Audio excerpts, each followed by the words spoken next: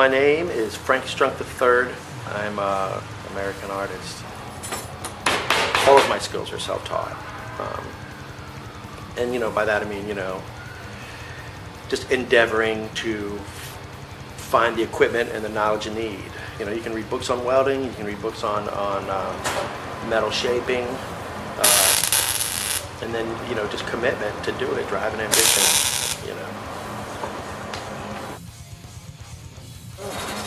Being able to say, I can do that, or I can learn that. It's learnable. Like if you see somebody who's making something, you see welders who are really good, you're not like, oh, well, because he's a welder and has 12 years experience or whatever. Maybe it's you have enough ego to say, well, if that guy can do it, I can do it. Or I'm willing to try. I want to try this. So, and being vulnerable enough to try wholeheartedly and be willing to I don't want to say fail, but be willing to not be so good at first.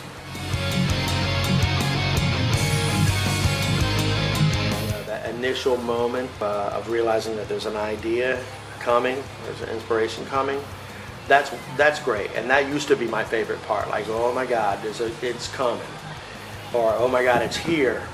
But, my favorite part now is kind of like Eckhart Tolle says about watching yourself think, watch the thinker, is watching myself have the experience of an inspiration. It's pretty bold, it's pretty big for me, because I'm like, look at me having another inspiration. Yeah, because I've been at it for a while, and so I'm no stranger to it when it happens, but for people to watch myself have it is probably the best.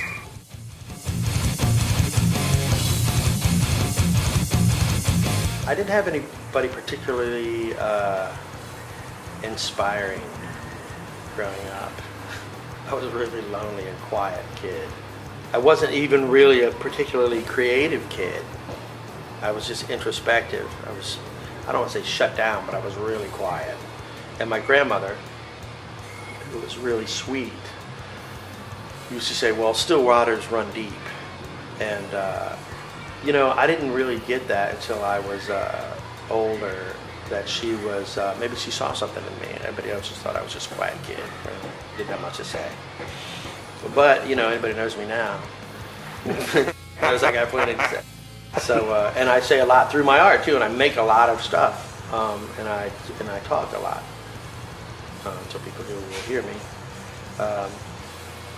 So no, I don't feel like I got it from anybody. I'd love to be able to give somebody credit, but it was really just kind of the universe that, I was this big empty vessel as a child, and it filled me up. And now it's just never empty. It seems like.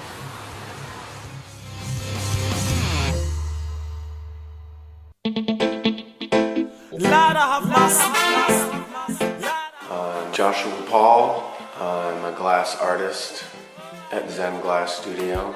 I do flame work or lamp work glass and do the marketing, internet media, website design, many hats.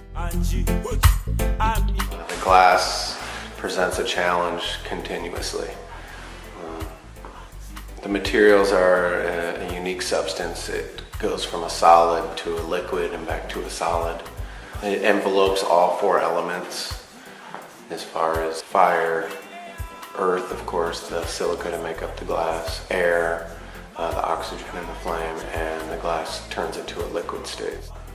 There's something special about it. It's magical. Sometimes when I'm creating, I let the piece speak for itself, so I'll just be working on something and I'll turn my head to the side and go, oh, that looks like this, and then I'll just dive down that rabbit hole.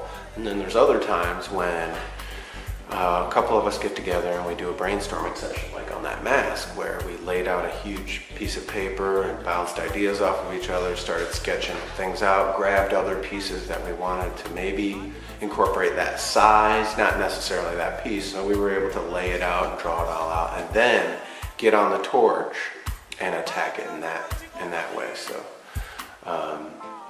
I enjoy both aspects of it. I don't do a whole lot of the planning on a regular basis. It's more of a per project thing. So I enjoy that, to be able to kind of work on something without a goal and to kind of end up with something that I had no idea I was going to make. I enjoy that. With some of the sculptural work, which, you know, is the artistic stuff, not necessarily production, I can work on a part one day and leave it sit out on my station for the next weeks or months. If you look at my torch area, you'll see a bunch of pieces that I don't really have a completed thought for, so they sit up there until I do come up with something.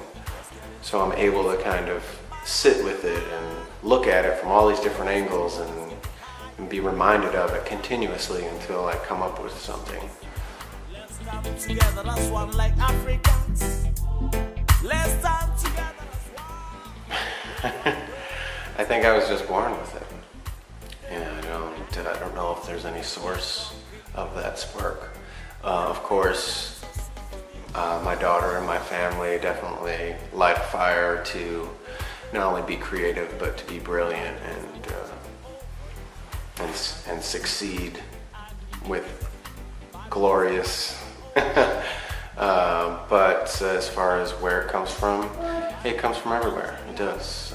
I'm really open and perceptive to vibrations and images and colors, and sometimes I'm inspired by them, and sometimes I'm, again, just open to whatever happens.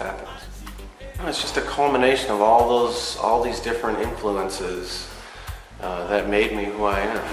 I don't know if I can pin it down to any one thing. Babylons are watching over you.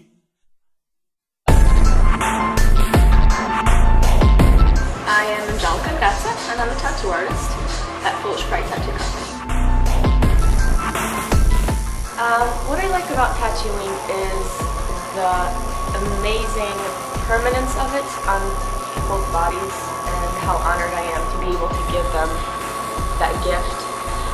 However, it's impermanent artwork for me because I usually don't get to see it ever again.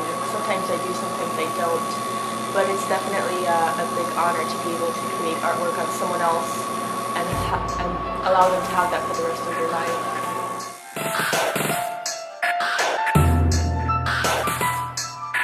What I like the most is when you started out, it's more of a collaboration sometimes between the client and yourself. So depending on your client and how much freedom they give you, you start creating the design. Sometimes you create the design completely. You have the drawing, you have the stencil, sometimes you have a color study ready. However, sometimes you don't have anything. Sometimes you just have an idea, you have a Sharpie, and someone will give you the freedom to just draw right on them. And once you have that, you just create whatever comes to your mind, and before you know it, they're covered. Their entire arm may be covered in something beautiful and unexpected. So I like the surprises sometimes too, the improvisation that comes along with the process and how much freedom you receive from the client to do that. Beginning to end, you never know how the process is going to go. It's not a set process per se. Sometimes it's just you kind of go with the flow. The creative spark comes from many different things. Definitely a lot of my past, a lot of inspirations from the past. People I'm around, being around the most creative and intellectual people I know. Surrounding myself with people like that definitely helps. Going to school academically too definitely helped to kind of be able to use that academic background to help me express myself. And just keeping an open mind and heart, and keep open eyes to everyday life and whatever you experience, and using that as that creative spark and inspiration.